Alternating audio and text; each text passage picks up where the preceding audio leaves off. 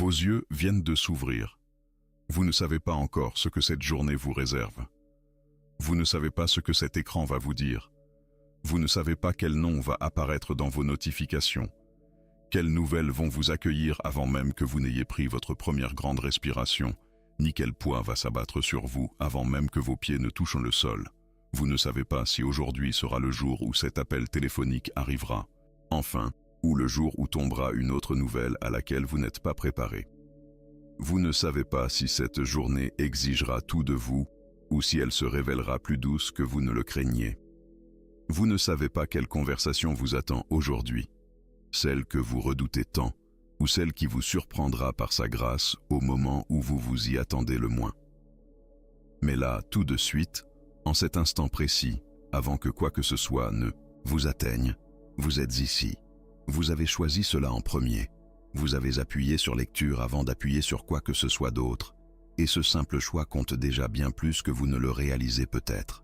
Car ce à quoi vous consacrez le premier instant de votre journée façonne chaque instant qui suit.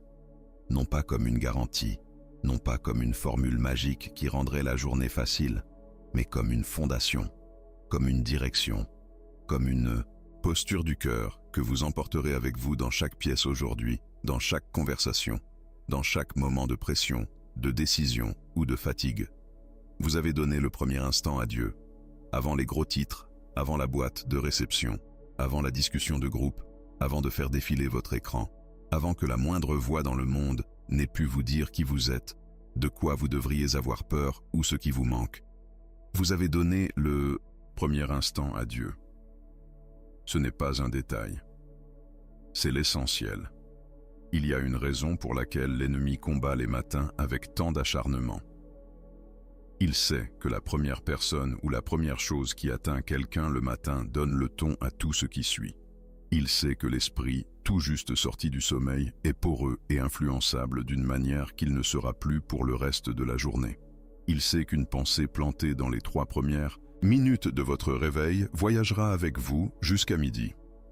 Il sait que si vous tendez la main vers ce téléphone avant de la tendre vers Dieu, vous commencez déjà à bâtir votre journée sur l'agenda de quelqu'un d'autre. Vous laissez le monde narrer votre vie avant même d'être resté immobile assez longtemps pour laisser Dieu y prononcer une parole. Et certains d'entre vous savent exactement ce qu'il en coûte. Vous avez connu des matins où la première chose que vous avez vue était un gros titre qui vous a noué l'estomac avant même que vous ne soyez assis. Un message d'un proche porteur d'une mauvaise nouvelle à laquelle vous n'étiez pas préparé et que vous n'étiez pas encore en état de recevoir. Un commentaire, une publication, une image. Quelque chose qui a trouvé votre blessure spécifique et a appuyé exactement dessus avant même que vous ne soyez tout à fait réveillé. Vous avez pris ce téléphone avec le sommeil encore dans les yeux et au moment de le reposer, quelque chose en vous avait basculé. La paix qui aurait dû vous porter tout au long de la matinée avait déjà disparu.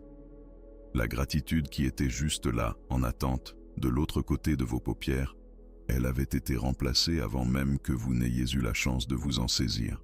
Remplacée par la comparaison, par l'anxiété, ou par cette angoisse sourde et informe que vous ne sauriez nommer mais que vous reconnaissez immédiatement, celle qui s'installe dans la poitrine et donne l'impression que la journée entière sera une pente à gravir.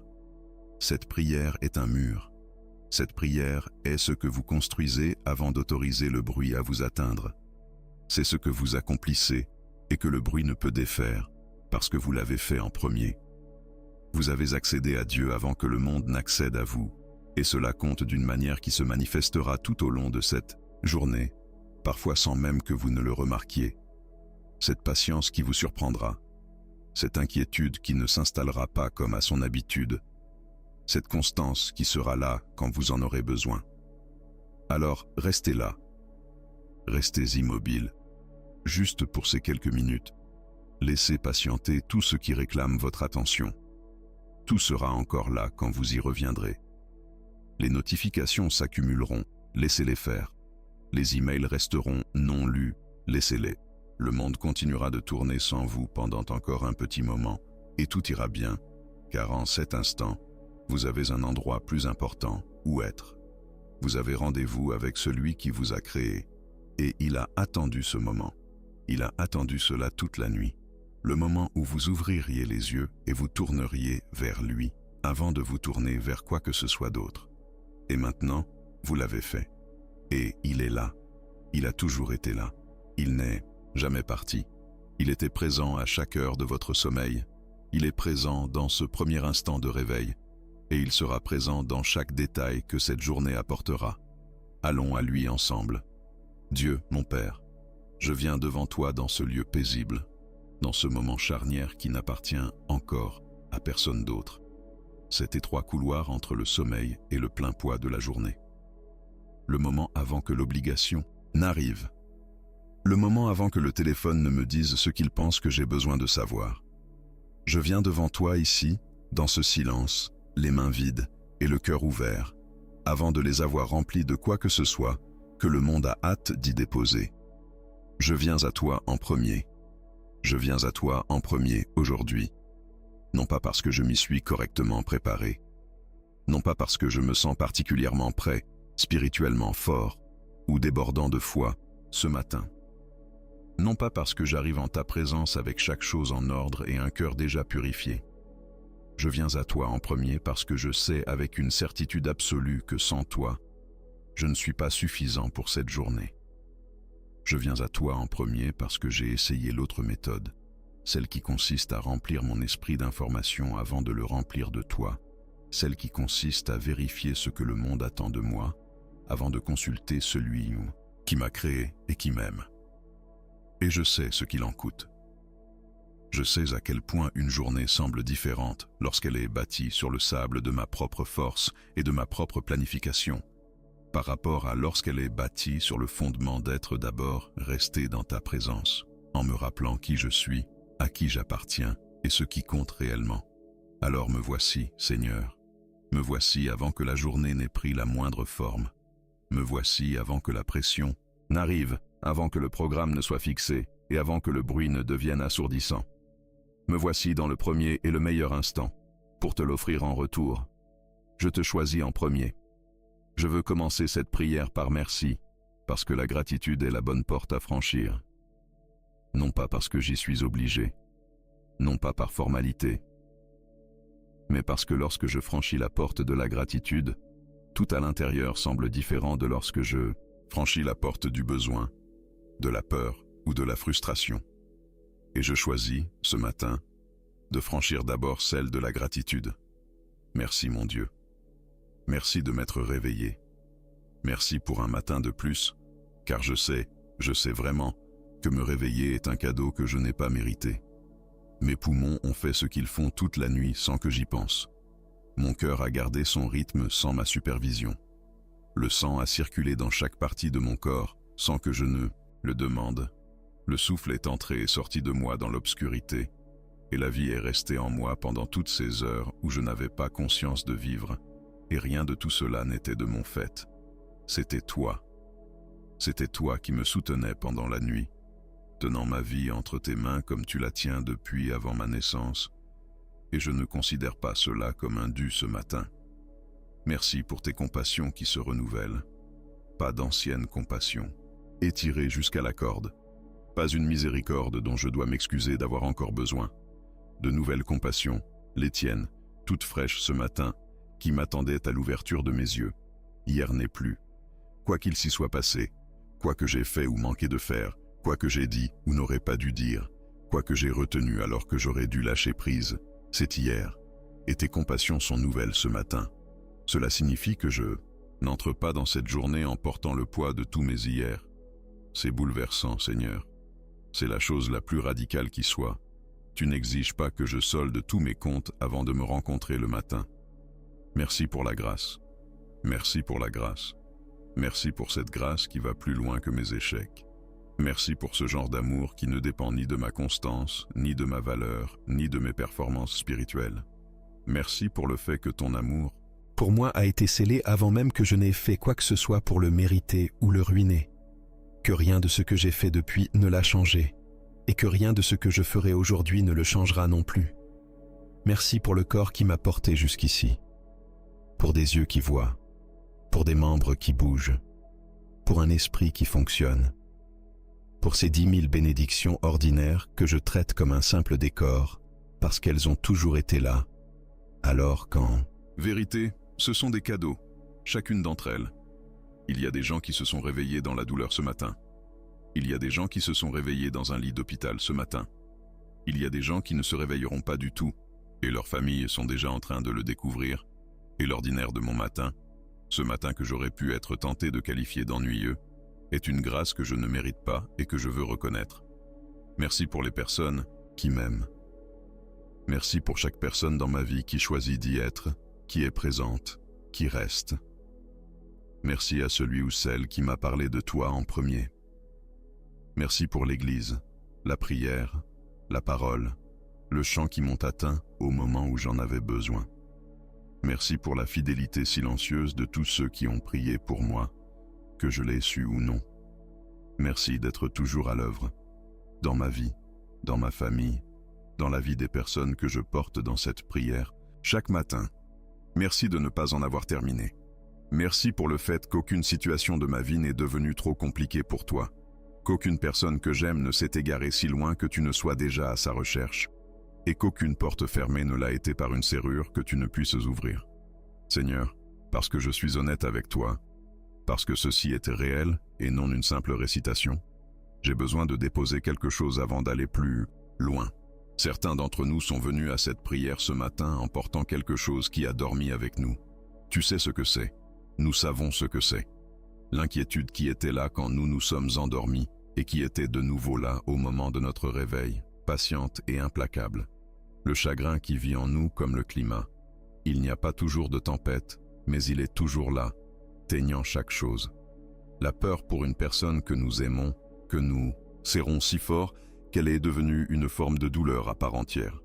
La colère que nous n'avons pas réussi à te remettre parce qu'une part de nous s'y accroche encore, ayant toujours l'impression que c'est la réponse juste à ce qui s'est passé, n'étant pas encore tout à fait prêts à lâcher prise. La culpabilité. Seigneur, certains d'entre nous portent ce matin une culpabilité qui les accompagne depuis si longtemps qu'elle semble faire partie intégrante de leur identité. Des erreurs commises il y a des années et qui refont surface dans le silence. Des choses que nous ne pouvons pas défaire et que nous n'arrivons pas à nous pardonner totalement, même si nous avons entendu les mots de grâce, même si nous connaissons la théologie du pardon, même si nous avons prononcé les prières et que nous les pensions vraiment. Et pourtant, c'est toujours là. J'apporte tout cela ici. Je le dépose au pied de la croix, non pas comme une métaphore, mais comme un véritable acte d'abandon. Je choisis en cet instant de le poser, non pas parce que je m'y sens prêt, non pas parce que l'émotion s'est dissipée, mais parce que tu m'as dit de me décharger sur toi de tous mes soucis, car tu prends soin de moi. Parce que tu m'as dit que ton joug est doux et ton fardeau léger, et que la chose que je porte n'est pas celle que tu m'as assignée. Parce que la croix n'était pas décorative, elle était fonctionnelle. Chaque fardeau que je n'étais pas censé porter, tu l'as porté. Chaque dette que je ne pouvais pas payer, tu l'as payée. Chaque accusation que l'ennemi a portée contre moi aux petites heures du matin, pas assez bien, pas pardonné, pas digne, aller trop loin, trop abîmé, trop compliqué pour la grâce. Chacune de ces accusations a reçu sa réponse et a été rejetée au calvaire, et elles n'ont aucun droit légal sur cette journée. Je reçois cela. En cet instant, délibérément, consciemment, je reçois la vérité selon laquelle je suis pardonné, entièrement, pas partiellement, pas provisoirement, pas en attendant un meilleur comportement, entièrement pardonné. Je reçois la vérité selon laquelle je suis choisi, que Dieu, en ayant pleine connaissance de tout ce que je suis, de tout ce que j'ai fait et de tout ce que je suis encore capable de faire de mal, m'a choisi quand même, n'a pas changé d'avis et n'est pas en train d'y repenser. Je reçois la vérité selon laquelle je suis aimé d'un amour qui n'est pas basé sur mes performances, qui ne fluctue pas selon ma fidélité, et qui ne m'a jamais regardé avec déception comme je me regarde moi-même parfois. Voilà à qui j'appartiens avant d'appartenir à qui que ce soit ou à quoi que ce soit d'autre que cette journée exigera de moi. Et c'est de cet endroit, de ce lieu où je me sais connu, aimé et pardonné, que j'entre dans cette journée, pas sur la défensive et dans la lutte, pas anxieux et sous pression, sans chercher l'approbation de qui que ce soit, y compris la tienne, Seigneur, parce que tu m'as déjà donné la tienne, mais librement vers tout ce que cette journée me réserve. C'est pourquoi je te remets cette journée, Père, non pas comme on abandonne, mais pour remettre ce que je n'ai jamais été censé porter seul. Je te remets mon emploi du temps, chaque rendez-vous, chaque course, chaque conversation et chaque transition entre une chose et la suivante.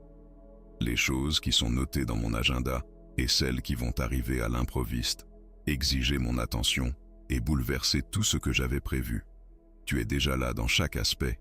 Tu vois déjà la journée entière du début à la fin, non pas comme une série d'événements, mais comme une réalité continue dans laquelle tu es présent à chaque instant. Et je te fais confiance pour tout cela. Je te fais confiance, même pour les choses qui dérapent. Je te fais confiance, même pour les interruptions. Je te fais confiance, même pour les retards, les déceptions, les choses qui ne se passent pas comme je l'espérais, et celles qui se déroulent mieux que je ne l'attendais. Je te remets mes paroles d'aujourd'hui. Chaque conversation que je vais avoir avec ma famille avant de quitter la maison, avec la personne au travail qui me met au défi, avec l'inconnu dont j'ai le pouvoir d'illuminer ou d'assombrir la journée dans les 30 secondes où nos réactions réflexes, la réplique défensive, le ton tranchant qui ressort lorsque je suis fatigué ou frustré. Que les mots qui sortiront de ma bouche aujourd'hui soient des mots que je pourrai assumer lorsque cette journée sera terminée. Que je sois lent à parler, lent à la colère, prompt à écouter et prompt à réfléchir avant de réagir. Que je sois la personne dans la pièce qui apporte le calme, pas celle qui jette de l'huile sur le feu. Non pas parce que j'essaie d'impressionner qui que ce soit, mais parce que je te représente dans chaque pièce où j'entre aujourd'hui et je veux bien te représenter. Je te remets mes pensées, l'inquiétude qui se forme déjà avant même que la journée n'ait commencé, autour de scénarios qui ne se sont pas produits et qui ne se produiront peut-être jamais. La répétition mentale des pires résultats que mon esprit déroule comme une présentation qu'il aurait donnée 100 fois. La spirale des « et si » qui donne l'impression d'être une préparation, mais qui n'est en réalité que de la peur déguisée en productivité. Je te remets tout cela, Seigneur, car cela ne me sert à rien et ne t'honore pas. Tu as dit de ne s'inquiéter de rien, non pas parce qu'il n'y a pas de quoi s'inquiéter, il y en a plein, mais parce que tu es la réponse à chacune de ces choses, et la répétition anxieuse dans mon propre esprit ne les résout pas. Te les apporter, oui. Alors je te les apporte maintenant, avant qu'elles n'aient le temps de s'installer, de prendre racine et de diriger la journée depuis les coulisses. Je te remets mon cœur aujourd'hui, les désirs que je porte et que je ne sais pas toujours comment prier à haute voix, les espoirs que j'ai nourris et qui ne se sont pas encore réalisés, les prières que je fais depuis si longtemps que je me demande parfois si ma foi en elles ne s'est pas émoussée, si j'y crois encore de la même façon que lorsque je les ai priées pour la première fois, ou si elles sont devenues une sorte d'habitude, une liste que je visite sans m'attendre à une réponse. Je te remets le désir de contrôle. Je te remets le besoin de comprendre le calendrier. Je te remets la mainmise que j'ai maintenue sur des résultats qu'il ne m'appartenait jamais de gérer. Ouvre mes mains aujourd'hui, Seigneur, parce que des mains crispées ne peuvent de rien recevoir. Et je me suis accroché si fort à l'idée de la manière dont cela devait se passer que j'ai peut-être manqué ce que tu offrais déjà. Je veux prier maintenant pour les personnes que je porte dans mon cœur. Les personnes que je porte sans toujours dire que je les porte. Les personnes dont les visages me viennent à l'esprit quand je suis en silence, dont je garde les situations en moi-même quand je ne peux rien y faire. Je prie pour ceux qui sont dans des chambres d'hôpital ce matin. Ceux qui se sont réveillés aujourd'hui non pas dans leur propre lit, mais dans un service, entourés des sons d'un bâtiment rempli de personnes malades, avec cette désorientation particulière d'être malade dans un lieu conçu pour la maladie. Ceux qui attendent des résultats d'examen. Ceux qui les ont déjà reçus et qui sont encore en train de digérer ce qu'ils signifient. Ceux qui sont au bloc opératoire en ce moment, qui attendent une opération ou qui s'en remettent. Ceux à qui l'on a dit que la médecine ne pouvait plus rien faire et qui gardent cette sentence dans leur poitrine en essayant de continuer à croire en quelque chose.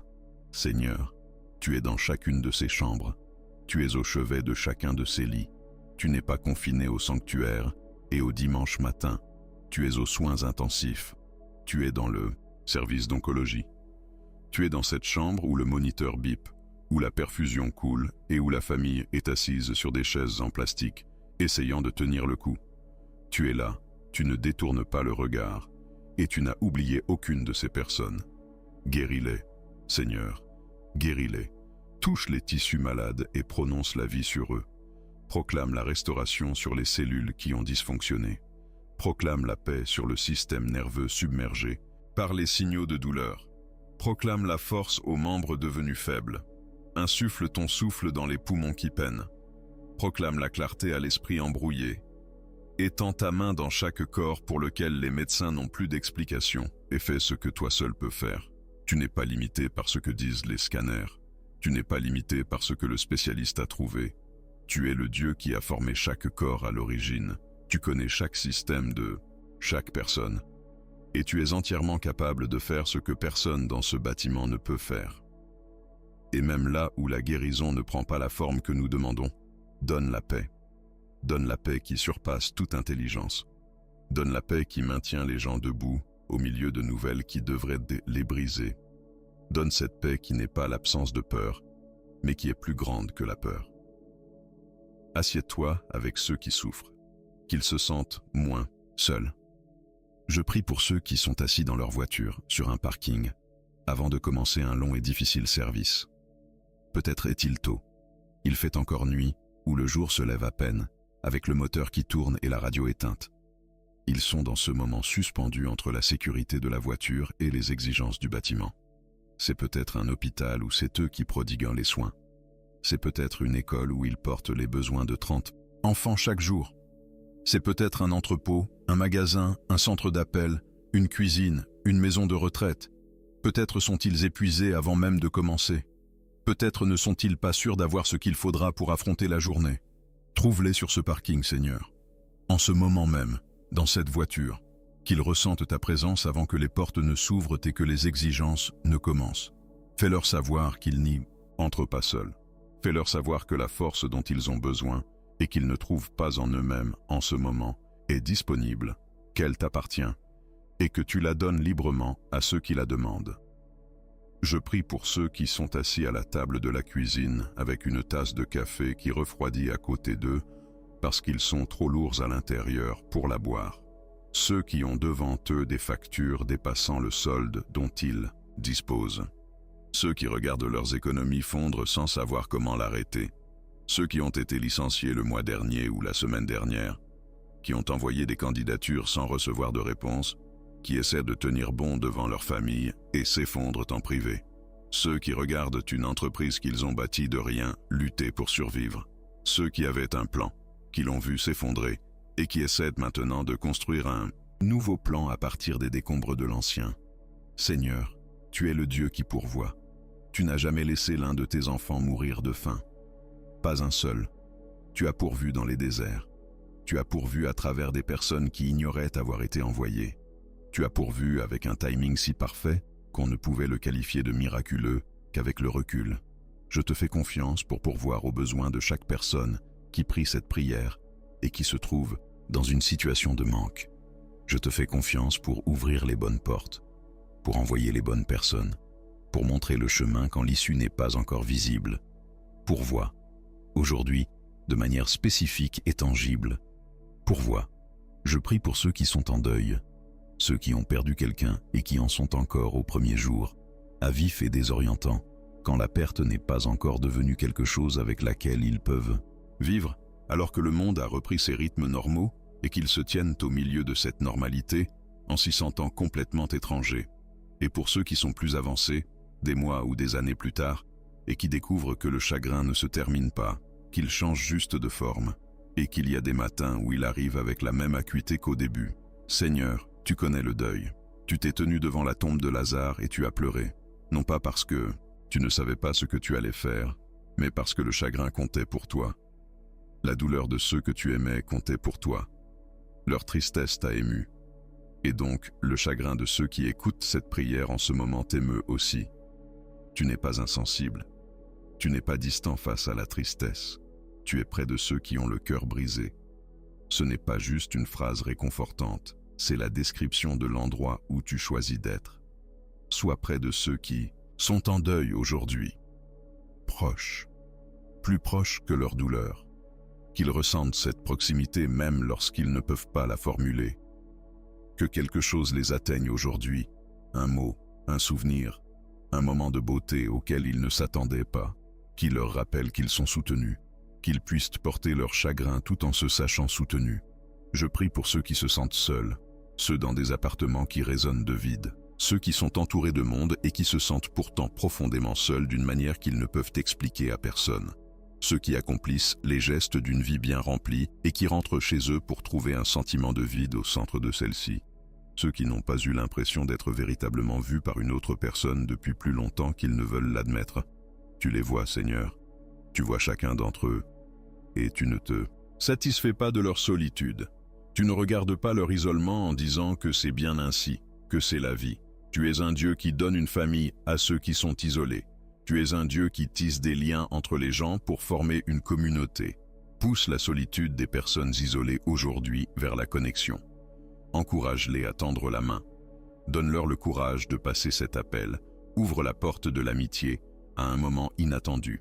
Et en attendant, dans cet entre-deux, fais-leur connaître la compagnie de ta présence. Que cela soit réel pour eux aujourd'hui, pas juste une doctrine, réelle. Laissez-moi m'arrêter ici un instant, car je veux parler de quelque chose qui se passe peut-être en vous, en ce moment même, alors que vous écoutez ceci.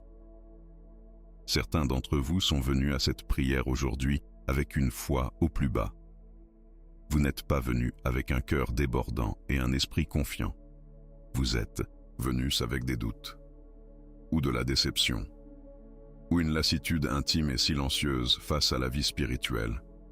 Le sentiment que vous avez fait tout ce qu'il fallait sans voir les résultats qu'on vous avait promis, ou du moins ceux que vous espériez. Le sentiment que peut-être vos prières ne servent à rien, que le plafond est bas, que Dieu est quelque part, réel et présent pour d'autres, mais d'une manière ou d'une autre, difficile à atteindre pour vous. Je veux dire cela avec précaution, car je veux dire ce qui est vrai. Ce sentiment n'est pas la preuve que Dieu est loin de vous. Ce sentiment n'est pas la preuve que votre foi est brisée ou que vos prières sont inefficaces. Ce sentiment est l'expérience de la marche par la foi dans un monde qui exige de voir. Et tous ceux qui ont un jour marché fidèlement avec Dieu, tous sans exception, ont traversé des saisons arides où le ciel semblait d'airain et où les prières semblaient rebondir sans être entendues. Ce n'est pas un échec, c'est le paysage de la foi. C'est l'expérience qui produit la persévérance, qui produit le caractère, qui produit l'espérance. Celui qui continue de se présenter est celui qui grandit. Celui qui continue de prier dans la saison sèche est celui qui est prêt quand la pluie arrive. Et la pluie arrive. Elle arrive toujours. Si vous êtes dans une saison aride, restez dans cette prière. Restez dans la pratique. Non pas parce que vous vous sentez toujours riche et connecté, mais parce que Dieu ne dépend pas de ce que vous ressentez de lui pour être présent avec vous. Il est présent de toute façon. Il est à l'œuvre de toute façon. Et la fidélité dont vous faites preuve en ce moment, ce matin, en choisissant de prier avant de choisir le téléphone, cette fidélité est vue, elle est comptée, et elle portera du fruit dans une saison que vous n'avez peut-être pas encore atteinte. Tenez bon. Seigneur, je veux reconnaître autre chose avant d'aller plus loin, parce que je pense que certaines des personnes qui font cette prière ce matin sont ici, mais qu'elles sont aussi ailleurs dans leurs esprits. Elles sont présentes dans la prière avec une partie d'elles-mêmes, et avec une autre partie, elles parcourent déjà la liste de la journée. Elles répètent déjà la conversation qu'elles doivent avoir. Elles calculent déjà les chiffres qui ne correspondent pas. Elles s'inquiètent déjà pour la personne dont elles n'ont pas de nouvelles. Elles se préparent déjà à encaisser un choc. Et je veux dire à ces personnes, vous pouvez être à deux endroits à la fois. Dieu n'attend pas de vous que vous fassiez complètement le vide dans votre esprit avant de recevoir cette prière. Il ne cherche pas une pièce silencieuse, une âme tranquille et l'absence totale de distraction avant de vous rencontrer. Il vous rencontre exactement là où vous êtes, divisé, distrait, à moitié ici et à moitié ailleurs. Il vous rencontre dans l'attention partagée d'une personne fatiguée et occupée qui a choisi de venir à lui-même au milieu de tout le reste. Et cela compte, Seigneur. Nous ne venons pas à toi au sommet de notre forme, nous venons à toi tels que nous sommes. Et c'est exactement ce que tu as toujours demandé. Je veux aussi prier maintenant pour ceux qui portent quelque chose qu'ils n'ont jamais dit à haute voix. Cette chose qui vit sous la surface de chaque prière, dans cet endroit trop à vif, trop gênant ou trop compliqué pour être exprimé avec des mots ordinaires. Cette addiction que personne dans leur vie ne connaît. Ce mariage qui semble parfait de l'extérieur mais qui est en grand danger de l'intérieur. Cette colère envers toi, Seigneur, cette colère vraie, honnête, qui vient du fait de se sentir déçu, abandonné ou sans réponse d'une façon qui a trop duré. Ce doute qui se fait passer pour une sécheresse spirituelle normale, mais qui est en fait quelque chose de plus profond, une remise en question sincère de la réalité de tout cela. J'apporte toutes ces choses cachées dans cette prière.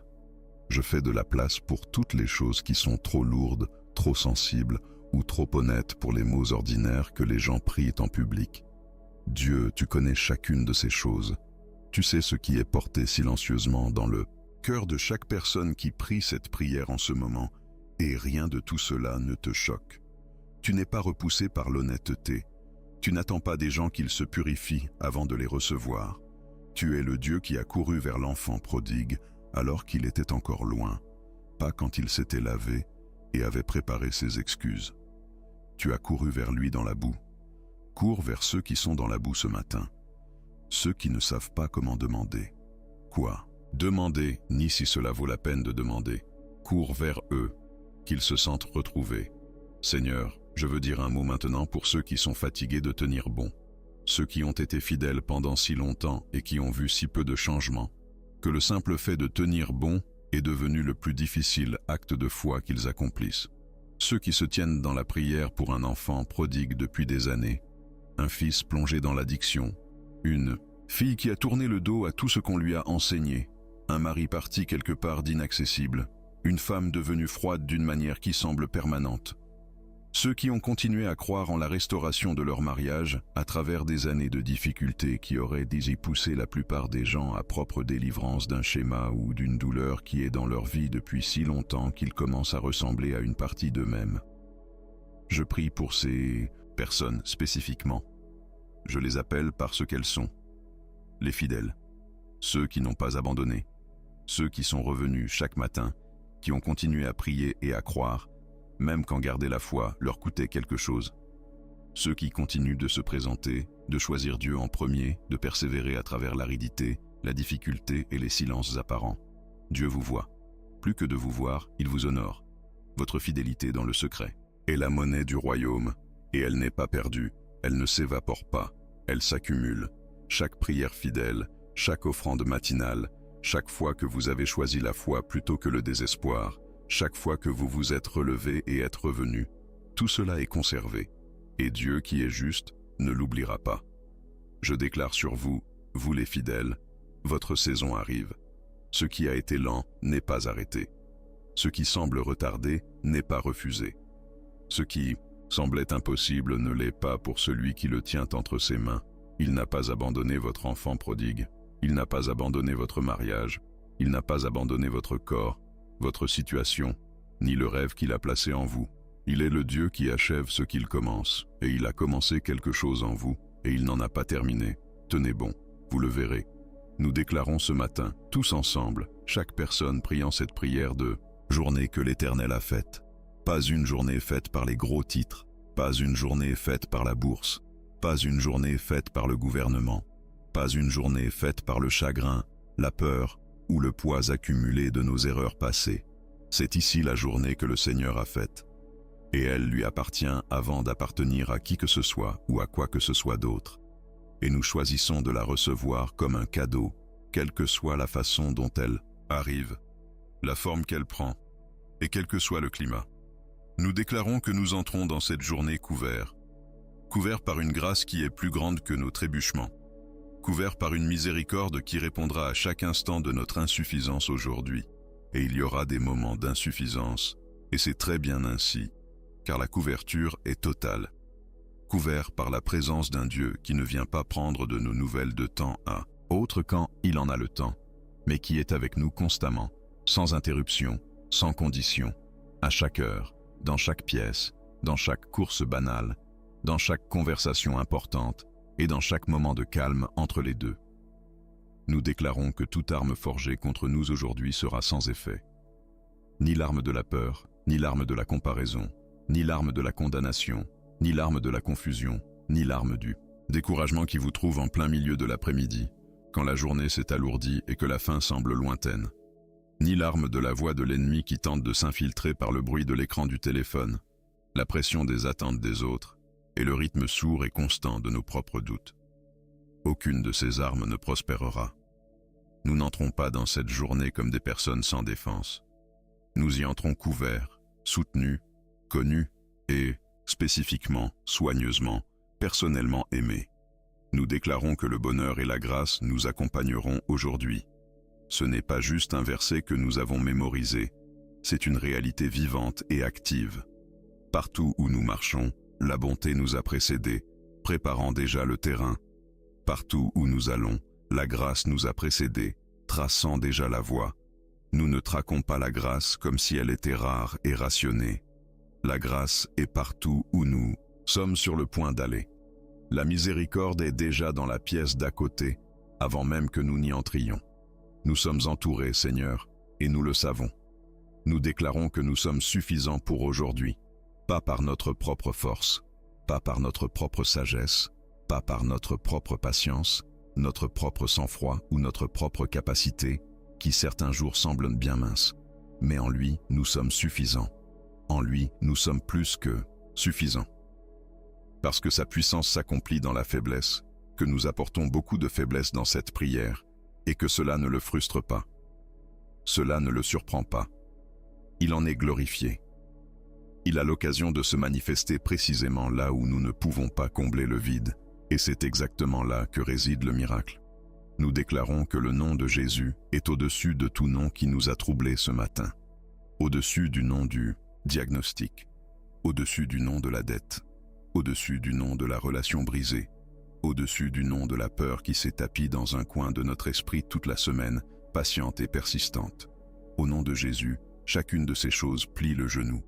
Pas plus tard, pas seulement à la fin des temps, mais maintenant, par la foi, en ce moment même, nous déclarons la suprématie de Jésus sur tout ce qui a plané sur ce matin.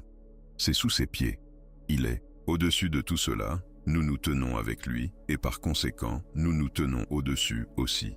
Je veux prier maintenant pour le monde que nous allons retrouver sur nos téléphones dans quelques minutes, Seigneur, parce que nous allons les prendre en main. Et quand nous le ferons, le monde sera là, bruyant et chaotique, rempli de choses qui brisent authentiquement le cœur et qui sont authentiquement effrayantes si nous les affrontons sans toi. Il y a des guerres en ce moment, même dans des endroits où des gens ordinaires essaient de vivre des vies ordinaires et n'y parviennent pas. Il y a des personnes déplacées de leur foyer. Il y a des familles séparées. Il y a des enfants dans des situations où aucun enfant ne devrait se trouver. Il y a des personnes au pouvoir qui prennent des décisions qui affecteront des millions de gens qui n'ont pas eu leur mot à dire, et certaines de ces décisions sont profondément mauvaises. Je prie pour tout cela. Je sais que je ne peux pas le réparer.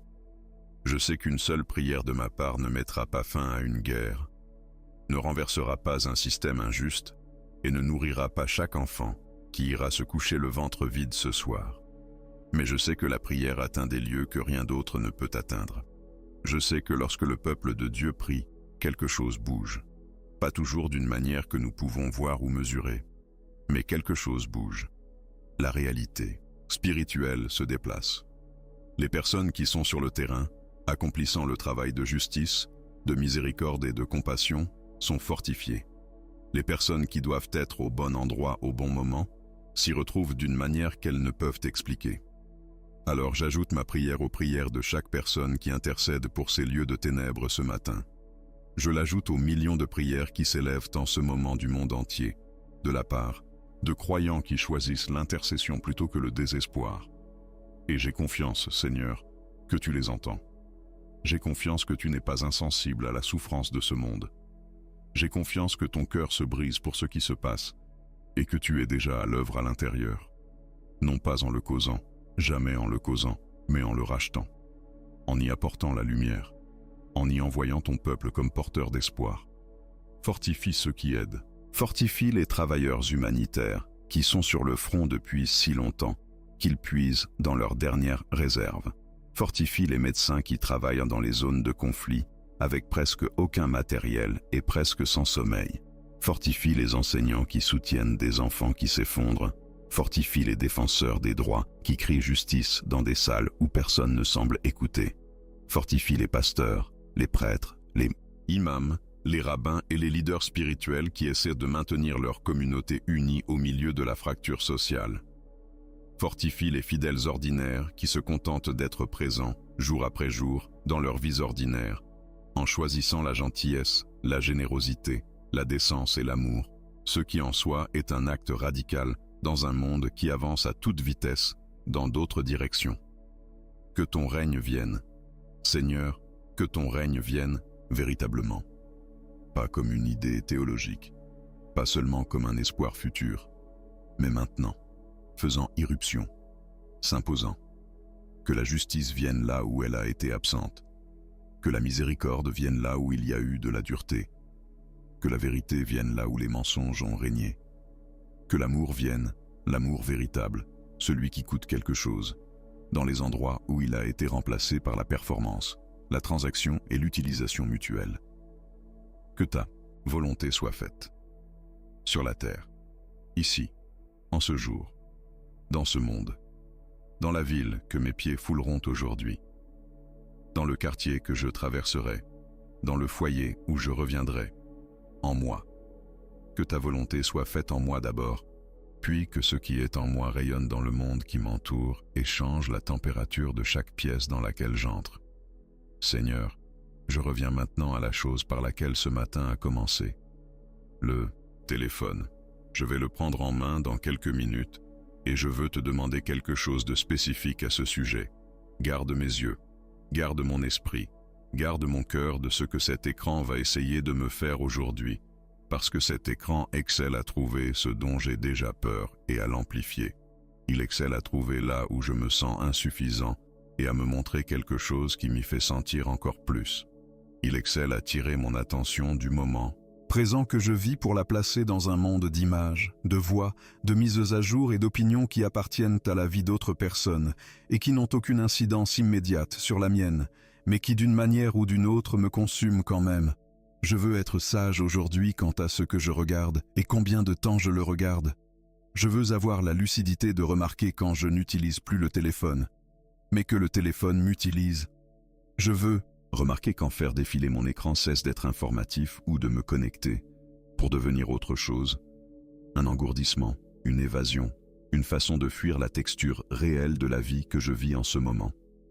Garde-moi sur les réseaux sociaux du poison subtil de la comparaison, pas le genre évident, le genre silencieux, celui que je ne capte pas toujours, ce genre où je ne pense pas consciemment être jaloux, mais où quelque chose en moi se fait un peu plus petit chaque fois que je vois ce que quelqu'un d'autre semble avoir.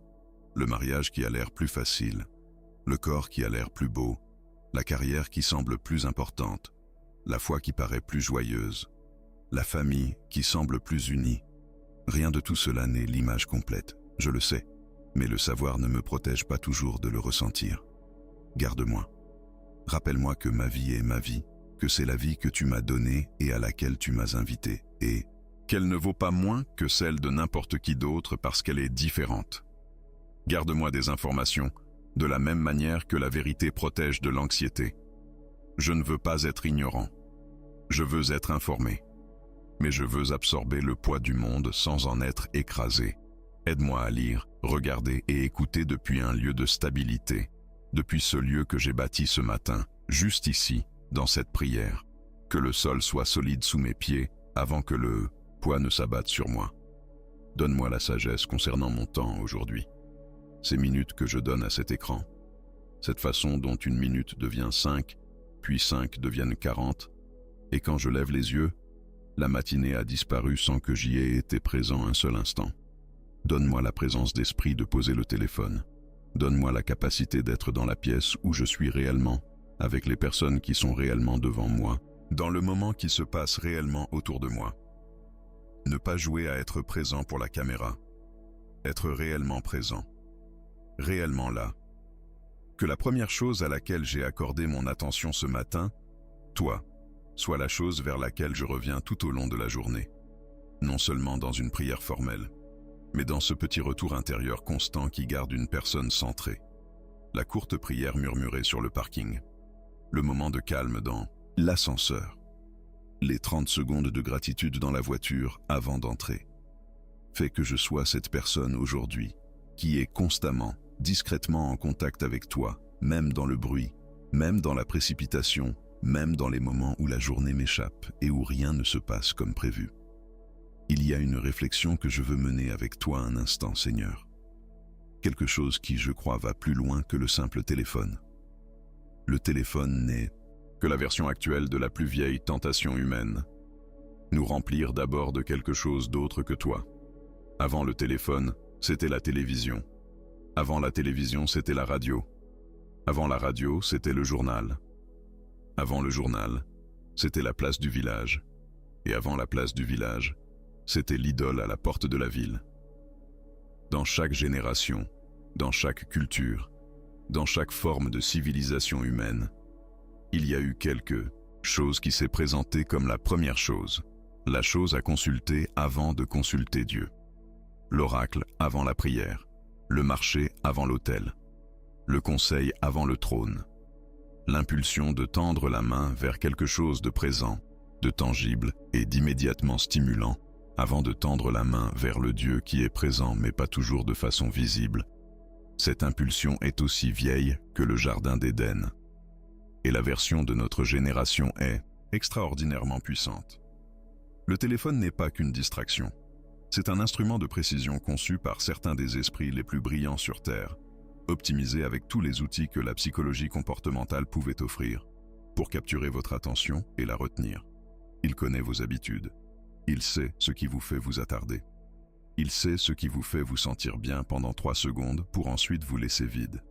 Il sait ce qui vous fait peur. Et il utilise toutes ses connaissances pour vous garder à l'intérieur le plus longtemps possible, car votre attention est le produit, et plus il la retient longtemps, plus elle a de valeur. Le véritable enjeu de cette prière du matin, c'est de choisir de ne pas lui accorder le premier instant. C'est de pratiquer l'antique discipline, profondément humaine et à contre-courant de la culture, qui consiste à chercher Dieu en premier, d'en faire l'habitude de mes journées avant que cela ne devienne l'inclination naturelle de mon cœur, car ce n'est pas encore naturel. Pour la plupart d'entre nous, ce n'est pas encore naturel. L'attraction naturelle va vers l'appareil. L'attraction naturelle va vers tout ce qui offre un retour immédiat, une stimulation immédiate, un soulagement immédiat, face à cette angoisse latente de ne pas encore savoir ce qui se passe dans le monde. La discipline est la force contraire. La discipline, c'est choisir, délibérément et à contre-courant, de se tourner vers Dieu avant de se tourner vers quoi que ce soit d'autre. Et voici ce que j'ai découvert. Seigneur, pour ceux qui se demandent si cela en vaut la peine, ce que ce matin construit n'est pas seulement une habitude, c'est une fin. Plus je fais ce choix, plus je découvre que j'en ai envie. Plus je fais l'expérience de toi dans le premier instant de la journée, plus je veux faire l'expérience de toi dans chaque instant qui suit. La pratique crée l'appétit, jour après jour, matin après matin, en choisissant ceci en premier. Quelque chose se déplace dans la direction du désir. Je commence à désirer ce que je m'exerce à désirer. Et c'est ce que je suis en train de construire, Seigneur. Pas seulement une routine matinale, un appétit pour Dieu. Tu es celui que j'ai été créé pour chercher. Tu es celui pour qui j'ai été créé. Cette agitation qui finit par trouver tout le reste insuffisant, cette chose qui fait que faire défiler l'écran sonne creux, que les informations sont épuisantes et que la comparaison est évidente. Cette agitation n'est pas un dysfonctionnement. C'est une caractéristique de notre conception. Tu nous as créés ainsi. Tu nous as créés avec, à l'intérieur de nous, un espace qui a exactement ta forme, qui acceptera des substituts pendant un temps mais ne s'en satisfera jamais, qui est pointé vers toi comme l'aiguille d'une boussole pointe vers le nord, non pas parce qu'elle a décidé de l'être, mais à cause de ce dont elle est faite et de ce que tu es. Et chaque matin que je passe dans cette prière au lieu d'être sur ce téléphone, je m'accorde avec cette conception. Je coopère avec la vérité la plus profonde de ce que je suis. Que ce soit là ma vie. Que je sois une personne dont l'orientation est vers Dieu. Pas de manière bruyante. Pas dans la démonstration. Juste authentiquement, discrètement, avec constance. Une personne dont les journées commencent dans la bonne direction et tendent à s'y maintenir grâce à la direction dans laquelle elles ont commencé. Une personne qui a choisi, encore et encore, cette seule chose en premier. Nous croyons, Seigneur. Nous t'apportons notre croyance ce matin, non pas comme une chose parfaite et inébranlable, mais comme ce qu'elle est, réelle, éprouvée, parfois fragile, mais ultimement inébranlable parce qu'elle n'est pas, fondée sur nos émotions, mais sur ton caractère. Nous croyons que tu es bon. Nous le croyons quand les preuves sont évidentes. Nous le croyons quand les preuves sont complexes. Nous le croyons quand nous nous trouvons dans des situations qui, pour être honnête, rendent la bonté difficile à voir. Nous le croyons parce que tu as dit que tu l'étais, parce que tu l'as démontré, et parce que la croix est la déclaration de ta bonté la plus absolue que quoi que ce soit ou qui que ce soit ait jamais faite, et nous nous tenons sur cela. Nous croyons que tu es fidèle. Nous avons vu ta fidélité dans notre propre histoire, dans le témoignage des gens autour de nous, dans les 2000 ans où ton Église a survécu à tout ce qui a essayé d'y mettre fin. Tu n'as jamais abandonné ton peuple. Tu ne t'es jamais détourné d'un engagement que tu avais pris. Chaque promesse que tu as jamais faite, tu l'as tenue, tu la tiens ou tu la tiendras. Ta fidélité est le sol sous nos pieds, que nous la ressentions ou non.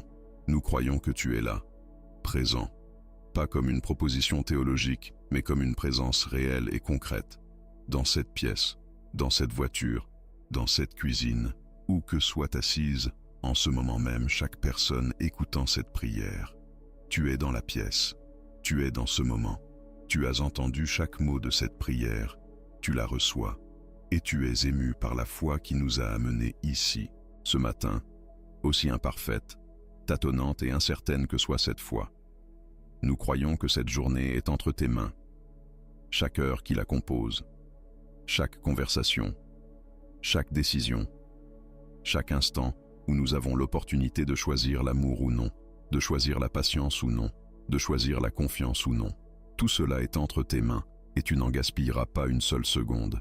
Rien de ce qui nous arrive aujourd'hui n'échappe à ta connaissance ni à ta portée, et cela suffit. C'est plus qu'assez. Nous croyons que tu seras avec nous quand la journée deviendra difficile, et certains jours deviennent très difficiles. Seigneur, certaines journées arrivent déguisées en un mardi ordinaire et finissent par contenir quelque chose à quoi nous n'étions pas préparés.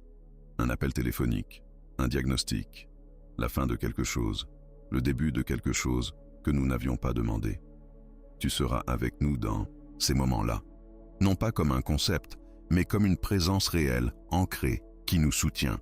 La même présence qui a porté chaque personne de foi à travers chaque chose impossible dans l'histoire de ton peuple. Cette même présence est nôtre aujourd'hui. Père, mène cette prière à son terme par ta bénédiction sur chaque personne qui l'a priée. La personne qui écoute depuis son lit, encore sous les couvertures, qui a choisi ceci avant de choisir les informations. Bénis-la. Donne-lui une journée qui dépasse ce qui l'inquiète et reste bien en deçà de ce qui l'effraie. Donne-lui une journée qui prouve, une fois de plus, que tu es avec elle. La personne qui écoute dans sa cuisine, en préparant du café, trouvant 5 minutes au milieu de la logistique du matin pour faire cela.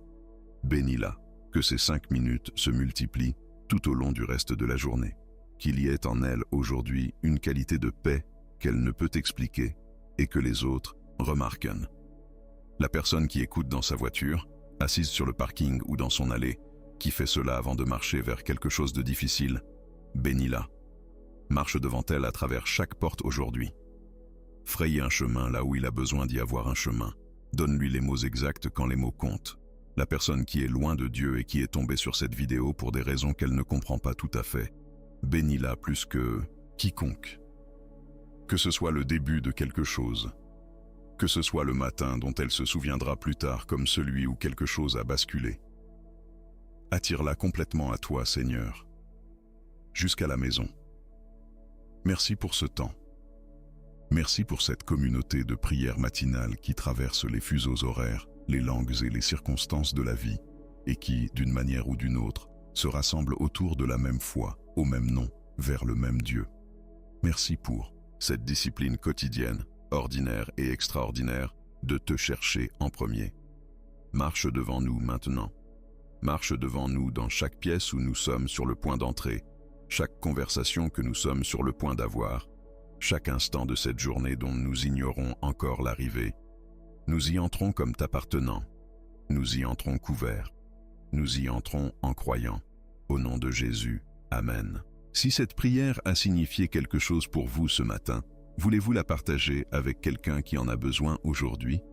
Non pas parce que cette chaîne a besoin de vues, mais parce qu'il y a quelqu'un dans votre vie qui va prendre son téléphone ce matin, et la première chose qu'il verra sera quelque chose qui va le décourager, l'effrayer ou lui donner l'impression de ne pas être à la hauteur. Et vous pourriez être la personne qui lui envoie quelque chose de différent. Vous pourriez être la personne qui redirige son premier instant. Pensez à qui est cette personne. Envoyez-lui ceci. Si vous revenez ici chaque matin, si cela fait partie de la façon dont vos journées commencent, abonnez-vous pour ne jamais manquer un matin et que le matin ne vous manque jamais. Il y a une nouvelle prière ici chaque jour et vous y êtes toujours les bienvenus. Maintenant, allez avec un cœur clair, un esprit ouvert et ce calme, profond et bien ancré de quelqu'un qui a été avec Dieu avant que le monde ne s'empare de lui. Allez en sachant que, quoi que la journée apporte, la conversation difficile, la difficulté inattendue, le moment qui met votre patience à l'épreuve avant midi, la nouvelle qui déstabilise, la personne qui a besoin de plus de vous qu'il ne vous en reste, rien de tout cela n'arrive comme une surprise pour celui qui le traverse avec vous. Allez en sachant que vous êtes aimé. Allez en sachant que vous êtes connu. Allez en sachant que la première chose que vous avez faite aujourd'hui était la bonne, que Dieu l'a vue et qu'elle comptait bien plus que n'importe quelle notification que vous auriez pu manquer. Vous n'entrez pas dans cette journée seul. Vous ne l'avez jamais été. Allez en paix, mon ami. Allez en paix. Amen.